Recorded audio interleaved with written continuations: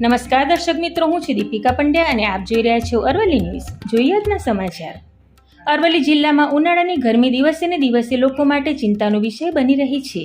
જિલ્લામાં સરેરાશ તાપમાન 42 થી 44 ડિગ્રી સુધી પહોંચતા જનજીવન પર અસર જોવા મળી રહી છે.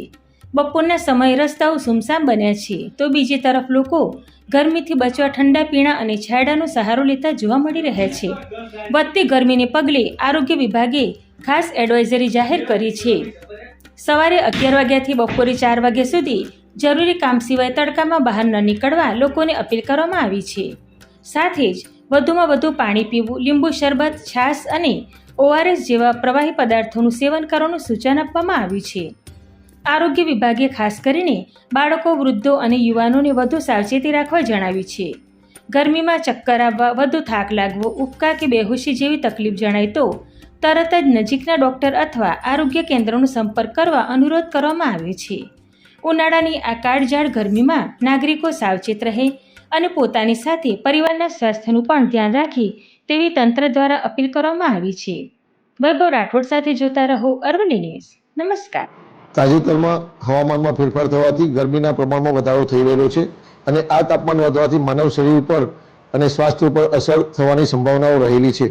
લૂ લાગવાના કિસ્સા અને ગરમીનું સ્વાસ્થ્ય પર અસર ન થાય તે માટે જેટલા શક્ય હોય અને ટાળી શક્યા હોય તેવા પગલાં ભરવા માટે નાગરિકોને વિનંતી છે.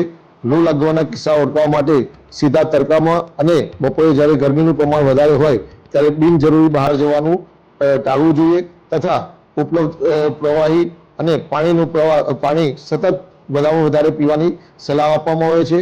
લૂ લાગવાના કિસ્સાઓમાં નજીકના આરોગ્ય કેન્દ્રો ખાતે ORS ના ઉપલબ્ધ હોય છે, તે પણ સાથે લઈ અને તેનો ઉપયોગ કરી શકાય છે.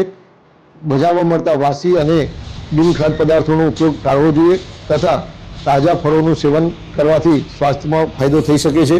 આ માટે દરેક નાગરિકોને વિનંતી છે કે પુષ્કળ પ્રમાણમાં પાણી પીવાનું અને બિનજરૂરી બહાર જવાનું ટાળવું જોઈએ.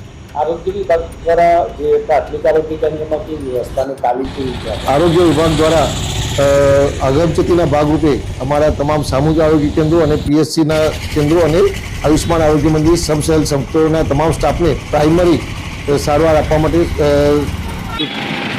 તાલીમબદ્ધ કરવામાં આવેલા છે તથા ઉપલબ્ધ સેવાઓ સમયસર મળી રહે તે માટે દરેકને સૂચના આપવામાં આવેલી છે. ORS કોર્નર બનાવવામાં આવે છે તથા હિટ સ્ટ્રોકના કિસ્સાઓમાં દરેક સામૂહિક આરોગ્ય કેન્દ્ર અને PSC ખાતે પોતાના બેડ ઉપરાંત હિટ સ્ટ્રોક માટેના અલગથી બેડની પણ વ્યવસ્થા કરવામાં આવેલી છે અને જે નાગરિકો આવા કિસ્સાઓ લઈને આવે અને તાત્કાલિક સારવાર અને જરૂર પડે તે પ્રમાણે તમામ સેવાઓ પૂરી પાડવા માટે સૂચના આપવામાં આવેલી છે.